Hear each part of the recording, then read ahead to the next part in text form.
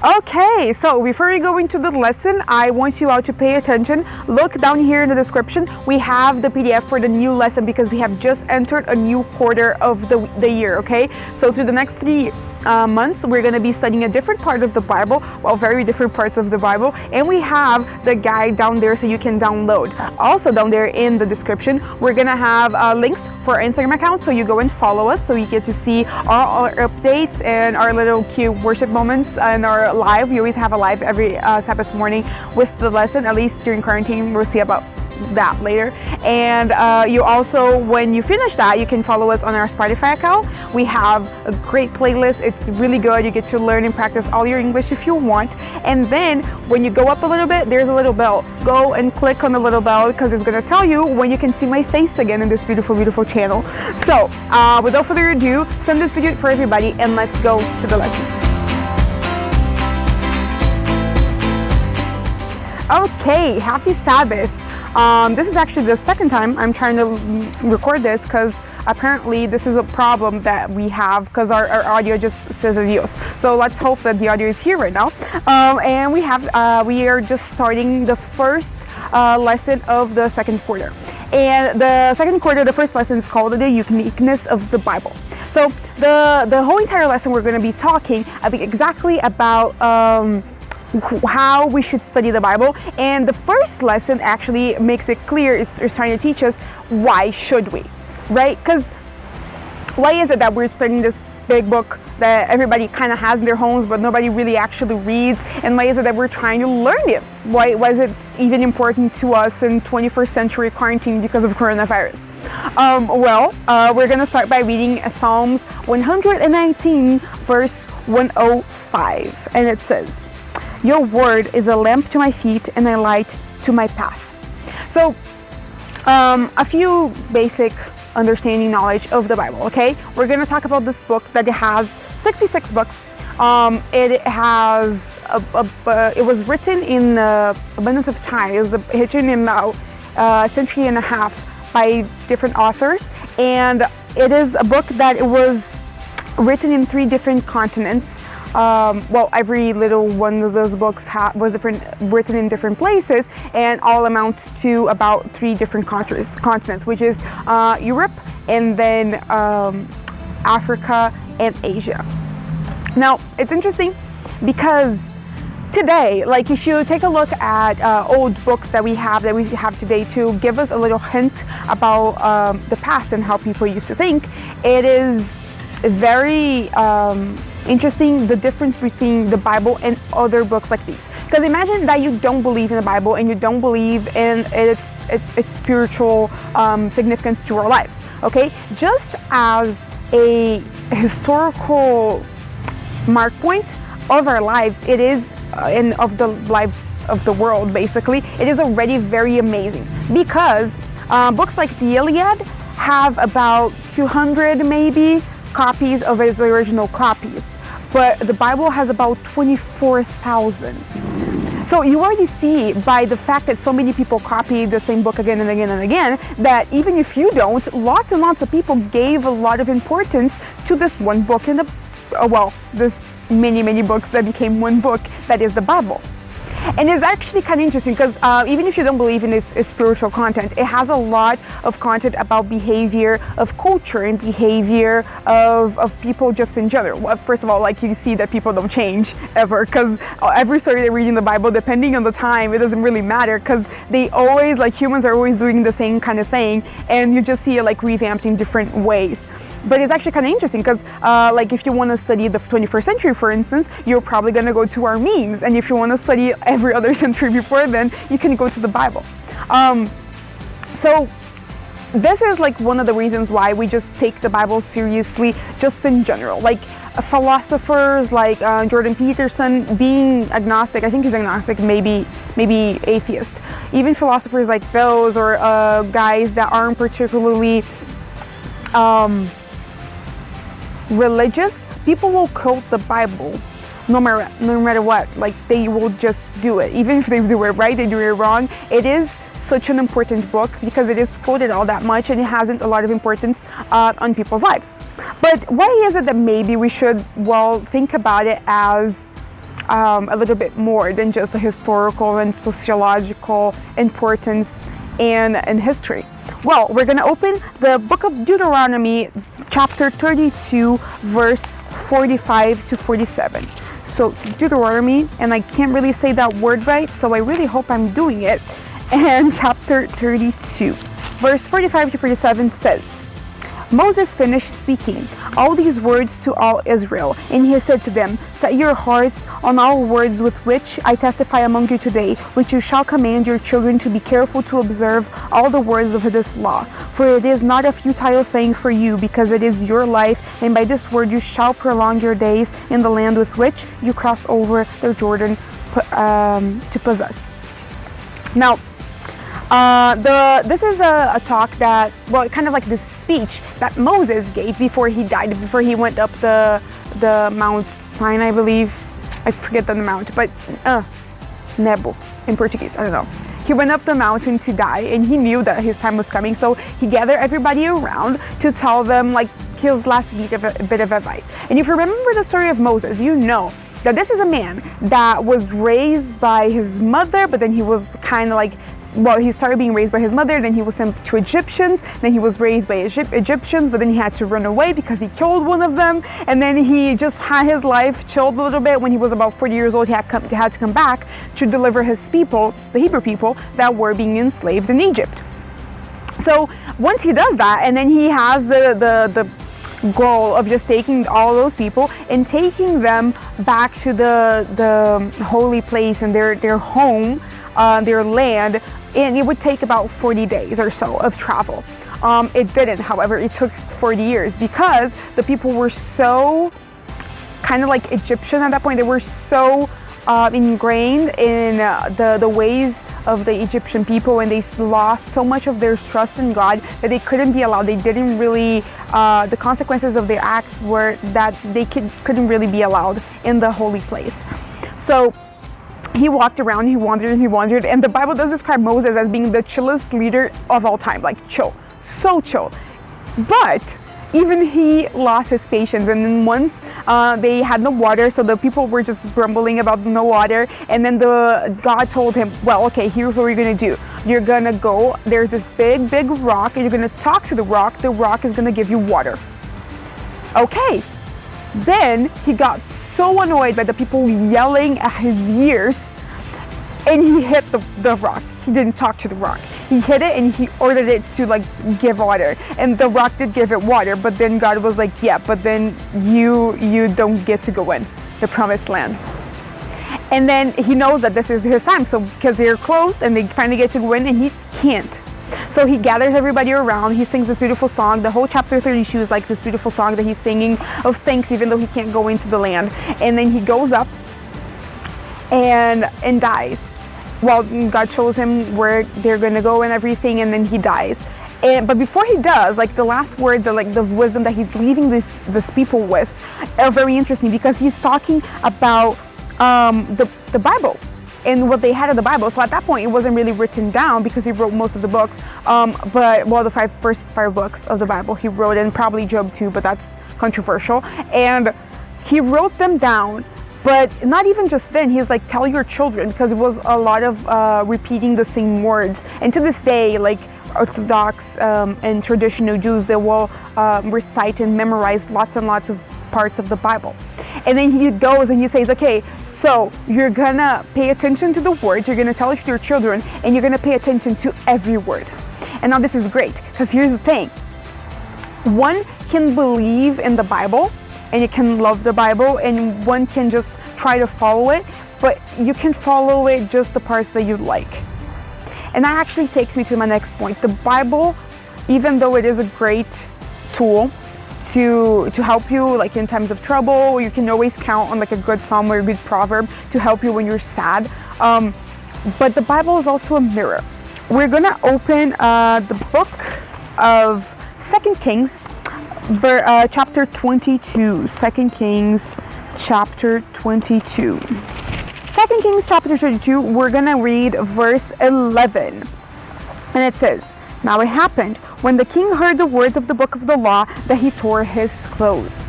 This is a very traditional custom of the Hebrew people at that point in time. So here's what we're gonna have, what used to happen. Once somebody was very grieved by something, they were angry, they were sad, they were ashamed, they would rip their clothes off, wear sackcloth, and have some ashes up on their heads just to show that, so that everybody knows that they're in mourning.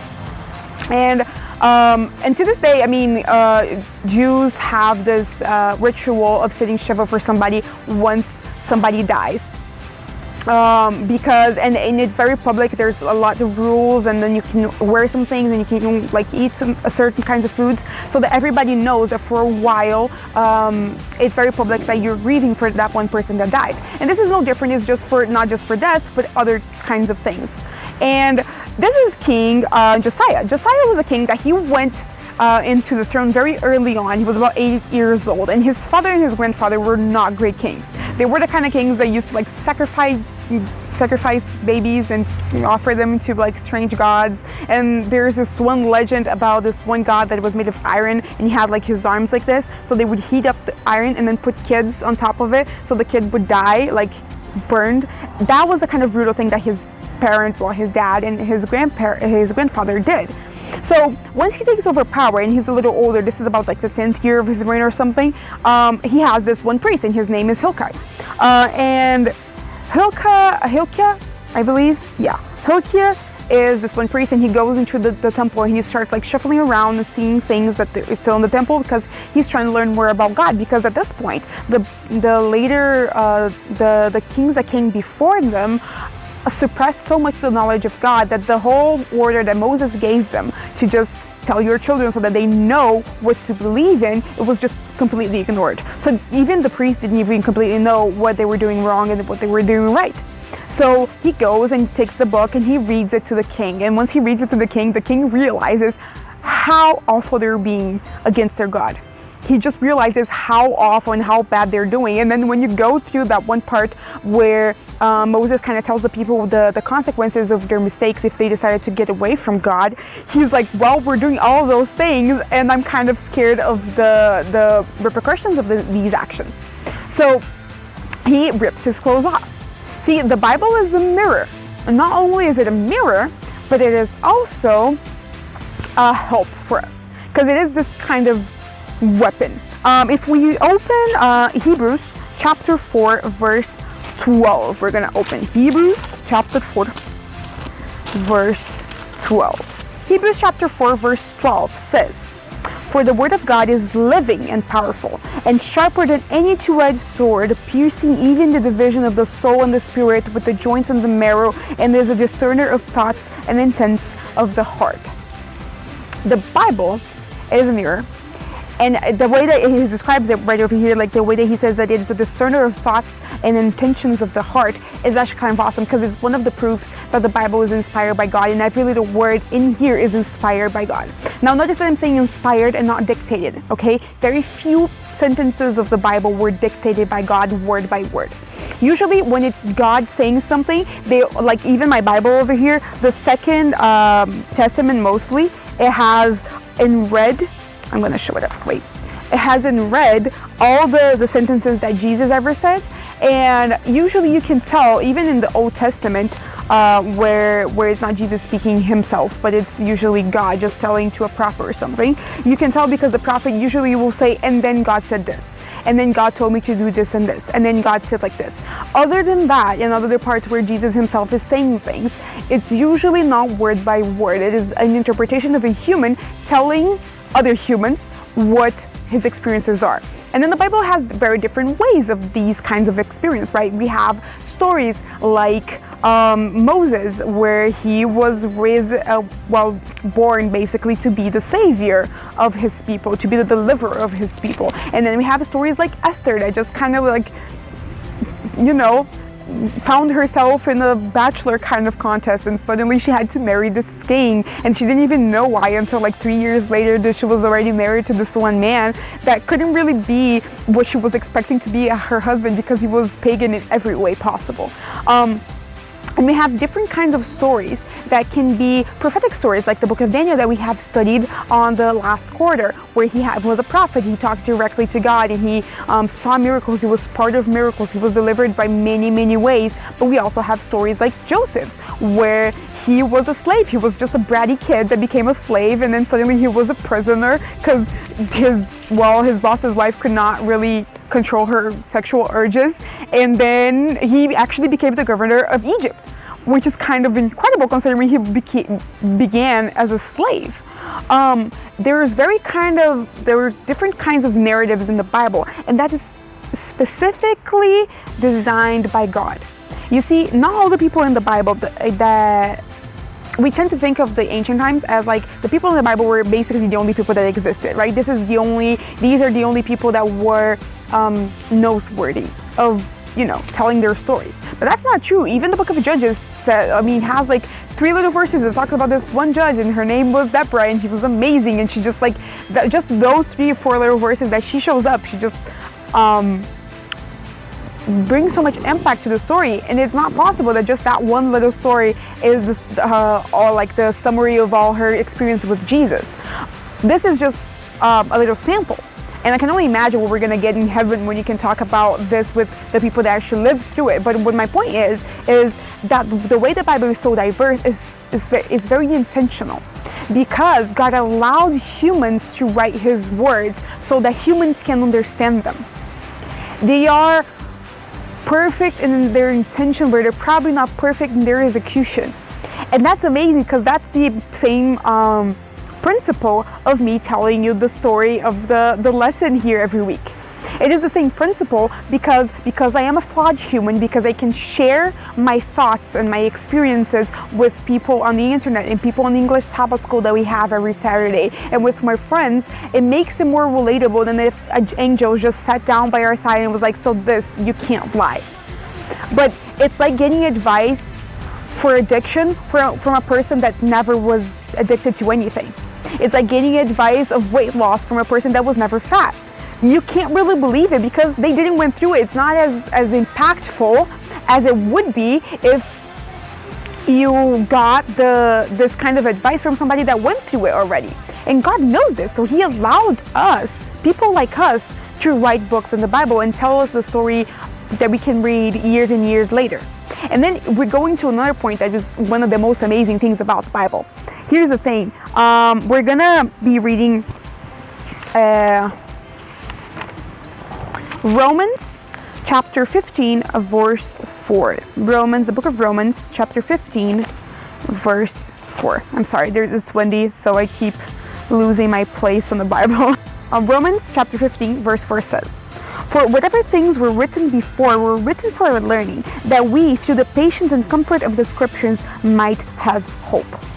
This is kind of another purpose of the Bible. So the Bible is a mirror, the Bible is a sword, and we're going to get a little deeper into that in a second. But the Bible is also a source of hope. We talked about this last week when you talked about how impactful is it that we know that all the pain and suffering that we go through now here on earth, and that's another verse of Romans actually, has no connection to how amazing the glory of heaven is for us. So much so that we won't remember the pain over here. The written word of the Bible is hope. And it's actually kind of awesome because the first chapter of the book of John, and I won't read it, but the first chapter of the book of John already starts saying, in the beginning it was the Verb, it was the Word. And what he's referring to is Jesus. In the beginning there was a Word, and that's a relation to the fact that the Word represents his being. The Bible represents who He is, and it goes beyond that. Did you know how many times the prophecy of the return of the King shows up in the Ancient Testament of the Bible?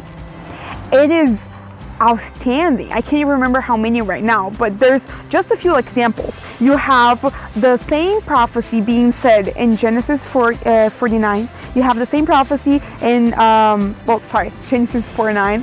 You have the same prophecy in Psalms chapter 22. You have the same prophecy in Isaiah 53, Daniel 9, Zechariah chapter 9, and more and more and more. And every time the prophecy shows up, it shows up a little bit more detail. Details like the city where Jesus would be born, that he would be born from a virgin, though that was probably the best detail because that's pretty noteworthy, let's be honest. And all kinds of details like the time and when and how, and all those little things were described in the prophecies years and years and years before Jesus ever came.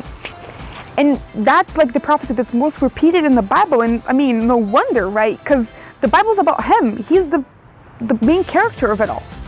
And then when you get to the part where we just read in Hebrews 4 chapter verse 12, that says that the Bible is the sword and it's sharper than the double-edged sword. It divides marrow from bone. It divides intention from and it discerns intention of your heart. Is because you can't lie to yourself when you're reading it. And I don't mean just like scrolling through it. I mean when you're actually reading, you can't see, you can't lie to yourself that you're good. You can't look at chapter 13 of 1 Corinthians and tell me that you love people, because you don't. You can't just read Proverbs and tell me that you're wise, because you're not. I can't read the death of Jesus and tell myself that I am deserving of anything, because I'm not. You see, the way that the Bible is a sword is because it is a weapon. And here we get into like the last part of the recap of this lesson. The Bible is a double-edged sword. It is very strong and it is amazing. It has the power to change you. The way that it is explained and how it divides marrow from bone, that's a very hard thing for you to do, and it's actually impossible to do with like a blunt instrument. And the reason why we get this specific metaphor in the Bible, it is because you can't change yourself, and you can't fool me that you can, because that's a lie. I mean, how many times have you started a diet, or started exercising every day, or you decided that you were going to become a writer every day, or that you would stop eating candy, or stop eating meat, or stop with the dairy? Maybe you can change a few like little things about your life and little habits, but that's a really like big mountain of hard. How can you change who you are? You can't. How can an addict stop, I don't know, using drugs? How can people like a wife beater stop hurting his wife? How can it that you change who you are, you change your pride and you change your pain? You can't. Not by yourself. And the Bible is here to help you with this. It is a sword. It's help you. It's here to change you. That's why it is described as a sword. But beyond that, the Bible, this powerful, amazing instrument that we have on earth, that is a gift. It is a gift because it can be used for evil. We have to start thinking about the Bible about like this very precious and yet very dangerous instrument that we have in our spiritual lives down here. You know why? Because during centuries, people have been using it to say evil things. People have been using it to judge other people. People do use it like today, right now, to advise people into bad behavior or just bad habits that are not bad just like for society. Some things that people just teach that are biblical are not even like detrimental to society. They're probably okay for society, or it doesn't even matter, but they're bad for the people that participate in those kind of habits. The Bible is such a compelling piece of literature that it can change the way that you think. And depending on the people that say the words to you, that message can be twisted. And humans, we're great at twisting God's words. And we got that ability from the, Prince of Shadows. Because isn't that what he did when he showed up and told Eve that she could eat whatever she wanted? Because wasn't that what God told? Wasn't that what God told her, that she could eat whatever she wanted? Isn't that twisting God's words? You see, there's this one movie, and I'm gonna see if I find the little clip so we can have it a little bit. Maybe we won't get like copyright strikes. There's this one movie. It's called The Book of Eli. And it's a post-apocalyptic movie where this one dude is trying to get to this library to give one Bible. He wants to like get that Bible there because they're trying to rebuild humanity and its culture in this library. So he's traveling there, and he finds himself in this little town where there's one guy that's called the mayor. And that one dude, he really wants the Bible. And I mean, our buddy, it's not like Eli, the main character, he's not really trying to give the Bible to him for many reasons. First of all, the guy's kind of like a mob boss, basically. And but the guy's trying to, to encourage him to give him the Bible, and he's like, they even go to war kind of because of it, right? He has like henchmen, and they fight over it, and people get hurt about it.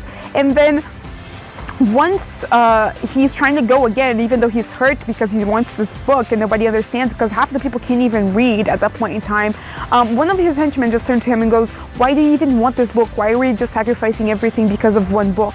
And he turns to the guy and he's like, "Because it has power. And I remember from my childhood that people that had the knowledge of this book could just change, and they could change the way that people think. They could kind of change their behavior and control them.